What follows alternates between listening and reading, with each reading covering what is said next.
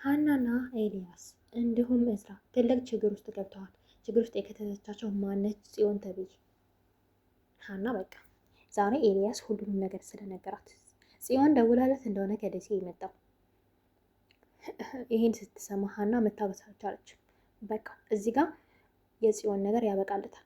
ሀና ይህን አወቀች ማለት ኤልያስ እንደዚህ እንዲሆን አዲስ አበባ ድረስ እንዲመጣ ያደረገችው ሀናን ለመበቀል ሀናን ፍቅረኛ አላት ብላ እዝራ ጋር አጣልታ የራሷ ለማድረግ እንዳሰበች ሀና ስለደረሰችበት ምንም ሊፈጠር አይችልም ከዚህ በኋላ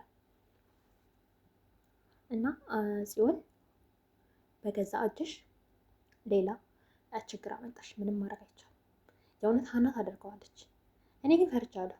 ብቻ በዚህ ውጣ ውረድ እዝራ ሀና ጋር እንዳይለያይ። ምክንያቱም አንዳንዴ መታገስ ከበቂ በላይ ሲሆን በቃ ይከብዳል፣ ይፈሳል እኮ አንዳንዴ። ስለዚህ እዝራ በቃ ብሎ እንዳይሄድ ፈርቻለሁ። ብቻ እዝራ በቃ ብሎ ሄዶ ኤልያስም ነገራቶች አስጠልቶት ወደ ደሴ ተመልሶ ሀና በስተመጨረሻ የጆሮ እንደምትሆን አትጠራጠሩ። እውነቴን ነው የምላችሁ። አርፎ በተቀመጠው ነገራቶቹን ለፍቅር ብሎ በተወው ጆሮ ፈጣሪ የእሱን ትዕግስት አይቶ ሀናን የሱና የሱ ብቻ ነው የሚያደርጋት። ጠብቁ። ምክንያቱም ጆ ምንም እንትን ያደርገው ነገር የለም። እንደውም ከሀኒቾ ጎን ነው። እዝራ ጋር እንዳትለያይ ኤልያስን እንድታገዘው በጣም ብዙ ዋጋ የከፈለ ሰው ነው እና ዙራ ዙራ እንደዚህ አይነት ሰው ላይ መውደቅ አስቡት። በጣም ደስ የሚል ነገር ነው እና ኖላዊ በዚህ መልኩ ወይዘሮ ሜላትና ባለቤቷ መስፍን የነበረበት። አንዳንዴ ደግሞ ሜላት ታበዛዋለች። እውነት እናንተ ስታዩ ምን ተማራችሁ? እኔ ከሜላት የወሰድኩት ትምህርት ቢሆን አንዳንዴ የግትርነትን መተው በቃ ነገራቶችን በቃ እኔ ያልኳቸው ብቻ ናቸው ትክክል ማለት ይህን ነገር አንዳንዴ ብንሰርዘው የተሻለ ይመስለኛል። ምክንያቱም ሜላት ባየችው በሰማችው በምናምን ነገር ትክክል ነች፣ ግን 100% ሆና እንደዚህ መስፍንን ባለቤቷን አንቃ ይዛ ከቤት ባታስወጣው የተሻለ ነበር። ምክንያቱም ሁሉም ግንኙነቶች ውሸት ስለሆኑ ሁለታቸውን ለማለያየት የተፈጠረ ነገር የአቶ በቃሉ የእዝራ አባት ያደረገው እኔ ግን የገረመኝ ማለት ነው። መቼም እኮ ሀኒቾና እዝራ አንድ ሊሆን አይችሉም። ምክንያቱም ሀና ኤልያስ ጋር ያላትን ችግር እንኳ ፈታ አብረው ቢሆኑ የእዝራ አባትና የሀኒቾ እናት ምንድን ነው የሚባለው ጸብ ናቸው። ኃይለኛ ጸበኞች ናቸው። ያ ማለት በጭራሽ ሀኒቾም የእናቷ ጸበኞች ጋር ሄዳ መግባት አትፈልግም። እዝራም ደግሞ የአባቱ ጸበኛ ጋር የሚላት ልጅ ማግባት አይፈልግም። ገብታችኋል? እዚህ ጋር በኤልያስ ምክንያት ባይለያዩም በአንድም በሌላ መንገድ ግን ሀኒቾና እዝራ አብረው ሊሆኑ አይችሉም በጭራሽ ማለት ነው፣ በጭራሽ። ስለዚህ እንደውም ከዚሁ ከወዲሁ ቢለያዩ ጽዮን በቃ ብታገባው እዝራ ነው። እንደዛ ቢሆን አሪፍ ይመስለኛል። ምክንያቱም ሜላት አሁን ያለችበት ሁኔታ ማንንም መስማት አትፈልግም። መስፍን ያየችበት መንገድ በጣም አናዷታል። ግን አንዳንዴ በቃ ግትር ማለት ጥሩ አይደለም። እውነቴን ነው። ህይወትን ነው የሚያበላሽ። አሁን ሜላት ይህን ነገር ስታውቅ አስቡት፣ የሚጸጽታት ጸጸት ላትነሳ ነው የምትወድቀው በጸጸት። ሁሉም ነገር ከረፈደ ይገባት ይሆናል።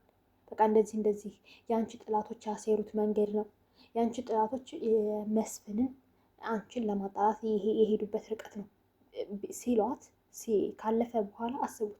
ያኔ ግን መስፍንን አታገኘም። መስፍን የሌላ ሴት ነው የሚሆነው። ያ ማለት አሁን ያለችበት አሁን እየተናገረች ያለችው ነገር በቃ ይጸጽታታል ማለት ነው። እና አንዳንዴ ከምናየው ነገር ትምህርት እንወስዳለን። እኔ ብቻ በሜላት ብዙ ትምህርት ወስጃለሁ። እውነት ለመናገር ብዙ ነገሮች በእርግጥ ትክክል ነችም፣ ግን አንዳንዴ እናቷ የምትላትን መስማት፣ ልጆቿ አባታቸውን እያገኙ ከአባታቸው እውነቱን እየሰሙ የነገሯትኝ፣ እሷ ግን ከክፍሏ ነው የምታባራቸው። ውጡልኝ እያለች በቃ ሁሉንም እኮ ረሸነቻቸው ሜላት ተብዬ። ትንሽ እንደውም ሜላት የምትፈራው ሰላም ነው። ሰላም በጣም ነው የምትናገረው። ሰላም ኃይለኛ ነች። በእናት ወጣ ነው የሚሆነው። መቼስ በማን ትወጣለች?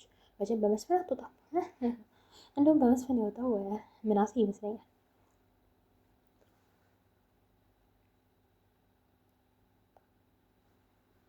ኤልያስ በጣም ከሳ። ህመሙ ጋር ይሆን እንዴ ወይስ ምንድን ነው? ኤልያስ በጣም ከሳብኝ ምናምን ነገር ያ ኤልያስ አልመሰለኝም። ወይስ በእብደት ምክንያት ነው? በፍቅር ምክንያት አብዶ የለም እብደት ያከሳል ለካ። ምን ሆነሽ ነው አትሉኝም እንዴ? እና ሀኒቾ ዝታባት በጽዮን እንግዲህ ተነስታ ሄዳለች። ምን ታደርጋት ይሆን? ትልቅ ፍልሚያ ምን የማታረግም። በነገራችን ላይ ሀኒቾ የዋህነች ምን ታረጋታለች? አላቀልሽም ምናምን ነው የምትላት። ሲቀጥል ደግሞ እዝራን ይዛው ሄዳ ሳይተዋወቁ ነው የተመለሱት። ያ ማለት በቃ ወስጄ ምናምን እንዳትጸብ እንዳይፈጠር እየመለስኩ ምናምን ብላ ጽዮን እዝራ እንድትዋሻው ትችላለች። ገብቷቸዋል።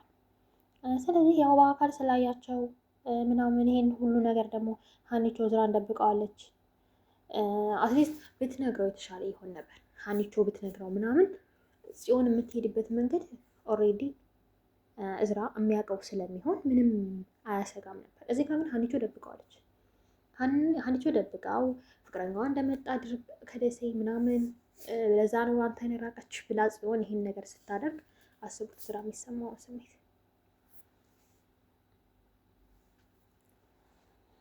ብቻ እዝራ የእውነት ቢወዳትም በጽናት ይቆይ ይሆን ለጊዜው ነው እንጂ ነገርኳቸው። በጭራሽ እዝራና ሀና አብረው ሊሆን አይችሉም።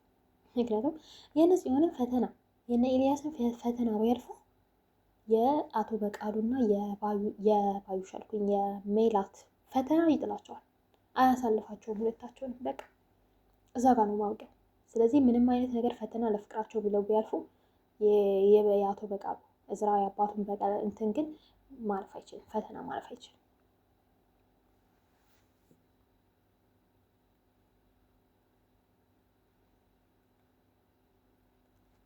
እኔ የሚሰማኝ እንደዛ ነው። እስኪ እናንተ የሚሰማችሁን ሀሳብ አስተያየት ኮሜንቱልኝ። እንደኔ ይህን ነገር ቢያልፉ ጽዮን ያሰበችው ነገር ሀኒቹና እዝራ አብረው ቢቀጥሉ በቃ ይሄን ነገር አለፍ ነው።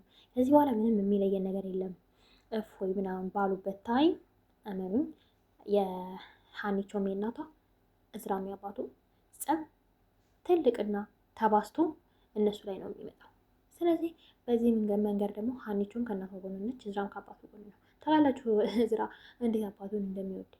ሀኒቾ ያኔ አባቴ በጣም ነው የምወደው ምናምን ስትል በቃ በዓለም ላይ እኔ እንደ አባቴ የምወደው ሰው የለም ብለዋል እዝራ። ስለዚህ በአባቱ የሚመጣበት ማንንም አይሰማም። ስለዚህ ሀኒቾም ውድቅ ነች ማለት ነው በእዝራ በኩል። ያ ማለት በቃ እዚህ ጋር ተለያዩ ማለት ነው። በጣም ከባድ ነው።